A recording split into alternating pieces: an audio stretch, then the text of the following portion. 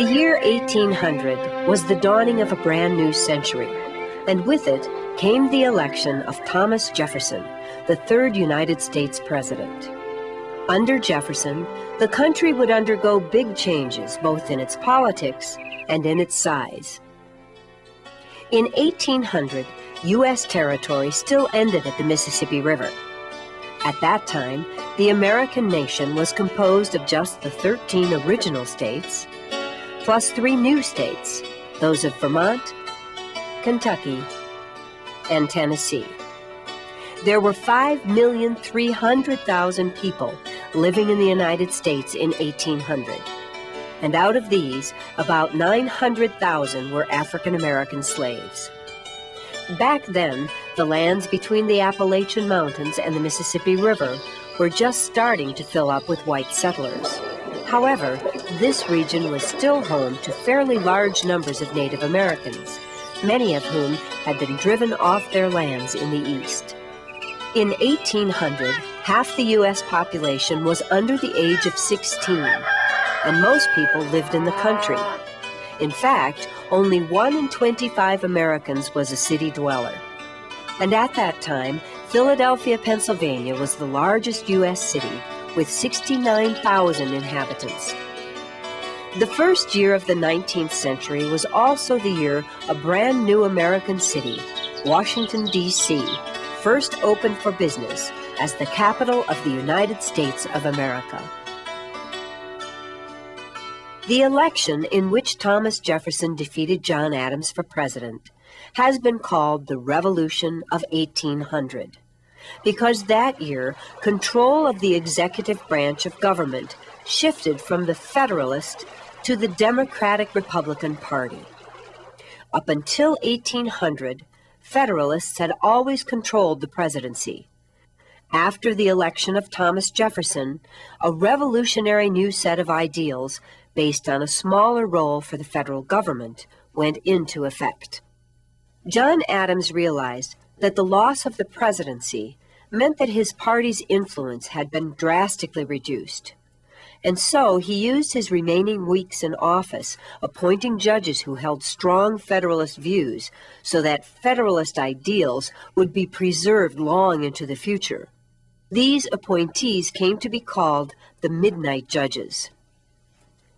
One of these men, John Marshall, would serve as the powerful Chief Justice of the Supreme Court for 34 years. And it was under Marshall's guidance that the U.S. Supreme Court finally achieved the same level of power possessed by the executive and legislative branches of government. Thomas Jefferson took charge of the federal government in 1801, and he was a man of tremendous ability. Jefferson was the principal author of the Declaration of Independence. He had served as America's minister to France, Secretary of State, and Vice President. Besides that, the new president was also a gifted inventor and a skilled architect. In fact, Jefferson personally designed his home, Monticello, seen here, as well as this building, the state capitol of Virginia. As leader of the Democratic Republican Party, Jefferson had a much different vision for the American nation than the Federalists who had come before him. He aimed to reduce the power of the federal government, to increase states' rights, and he wanted to see most Americans living wholesome lives on small farms instead of struggling in crowded industrialized cities. Jefferson actively worked to abolish certain taxes, to reduce the national debt, and to pardon people imprisoned under the Federalists' Alien and Sedition Acts.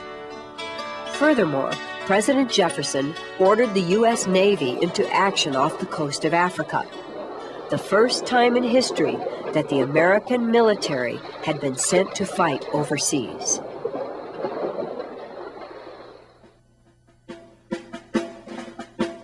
For many years, trading ships that sailed off the north coast of Africa, where the Sahara Desert meets the Mediterranean Sea, were harassed by pirates from the Barbary states, today's countries of Morocco, Algeria, Tunisia, and Libya. Trading ships were required to either pay the Barbary States for protection or else have their cargoes seized and their crews held for ransom. In fact, by the time Thomas Jefferson took office in 1801, the U.S. government had already paid out $10 million in protection money. That was why President Jefferson ordered American naval vessels to the Mediterranean Sea. They included this famous ship, the USS Constitution. At first, the war centered on the city of Tripoli, whose harbor was blockaded and shelled by U.S. warships. During the blockade, one American ship, the Philadelphia, was captured and then destroyed. The war with Tripoli ended after 4 years of fighting, but it wasn't until 1815 that the United States achieved a final victory over the Barbary States. During the early days of the Barbary Wars, Secretary of State James Madison became involved in one of the most important legal battles in U.S. history.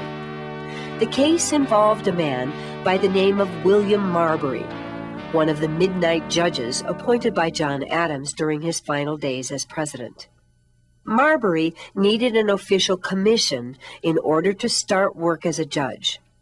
Madison, however, refused to grant the document, and the U.S. Supreme Court got involved. The High Court's decision was written by another midnight judge, Chief Justice John Marshall. The court ruled that the law under which Marbury's commission was authorized should be overturned because it permitted certain powers that violated the Constitution.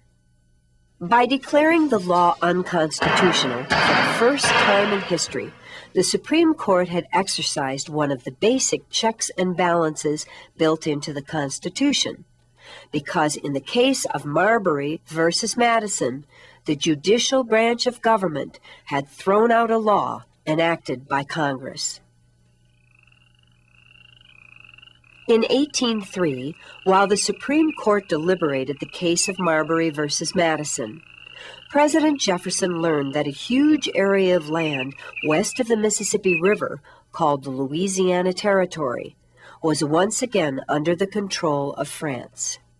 Jefferson knew this change could be good for America, and so he sent his close friend, James Monroe, to Paris in an attempt to buy the then French city of New Orleans. To Monroe's surprise, France's ruler, Napoleon, offered to sell the entire Louisiana Territory for $15 million, a sale that would double the size of the United States for less than 3 cents an acre. As the details of the transaction were being worked out, Ohio joined the Union as the 17th state, and a small outpost called Fort Dearborn was founded on Lake Michigan that would eventually give rise to the great city of Chicago. A short time later, in March of 1804, the Louisiana Purchase had been completed, and here in New Orleans, the French flag came down, and for the first time in history, the flag of the United States began to fly over the vast Louisiana Territory. 2 months after the U.S. flag was raised in New Orleans, Thomas Jefferson sent an expedition out to explore the lands of the Louisiana Territory and the unclaimed Oregon Territory that lay beyond it. 2 men, Meriwether Lewis and William Clark, were selected to lead the expedition consisting of over 40 explorers. The Lewis and Clark expedition left St. Louis in May of 1804. Traveling in small boats, they headed up the Missouri River, hoping to find an easy route to the Pacific Ocean. That July, although the explorers knew nothing about it, there was a great national scandal. Aaron Burr, America's vice president, shot and killed his political foe, Alexander Hamilton, in a pistol duel. Meanwhile, after traveling 1,000 miles, 1,600 kilometers, Lewis and Clark decided to encamp for the winter in what is now North Dakota. And that was where they met a Native American woman named Sacagawea, who agreed to guide them to the Pacific. In the spring, the expedition headed west again. They passed huge herds of buffalo, skirted around the great falls of the Missouri River, crossed the Rocky Mountains, and navigated down streams that flowed into the mighty Columbia River. The explorers paddled through this deep rocky gorge that cuts through the Cascade Mountains. And finally, in November of 1805, they reached the Pacific Ocean.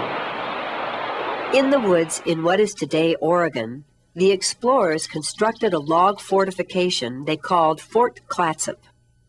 Here they suffered through a long, wet winter and planned their return journey.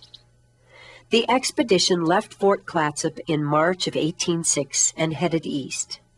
And when they reached the Rocky Mountains, the explorers split into two groups and followed different routes back to the Missouri River. In August, the groups reunited, and by late September they had reached St. Louis. The Lewis and Clark expedition proved to be very important because it boosted U.S. claims to the Oregon Territory. But even more importantly, the explorers had provided the government with a treasure trove of detailed information about the American West. The year after the triumphal return of Lewis and Clark, 1807, several events occurred that were important in shaping the course of American history. The first happened here on the Hudson River, where the world's first commercially successful steamboat service began to operate between Albany and New York City. Although Robert Fulton, the man that started this service, was not the first to use a steam engine for transportation, Fulton's steamboat designs inspired the large riverboats that became a popular form of mass transportation a few decades later. 1807 was also the year that explorer Zebulon Pike returned to the United States after leading a 2-year expedition that had crossed the plains of Kansas, entered the Rocky Mountains of Colorado, and passed down through the Spanish territories of New Mexico and Texas. The third big event of the year was the passage of a tough law that prohibited American ships from sailing to foreign ports, called the Embargo Act of 1807. By placing severe restrictions on trade through an embargo, President Jefferson hoped to force a halt to foreign interference with U.S. shipping. But what happened instead was that the embargo on trade almost completely paralyzed the American economy. And such was the state of the nation during the election year of 1808 that saw James Madison elected as the 4th President of the United States.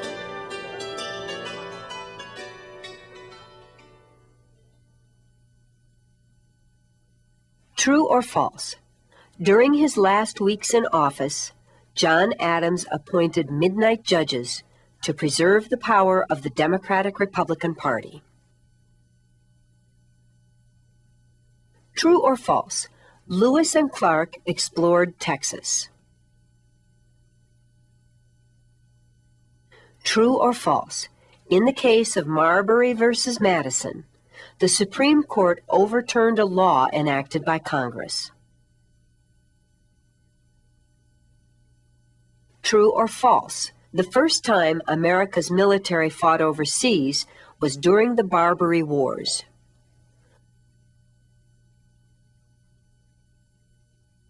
True or false? Vice President Aaron Burr killed John Adams in a pistol duel.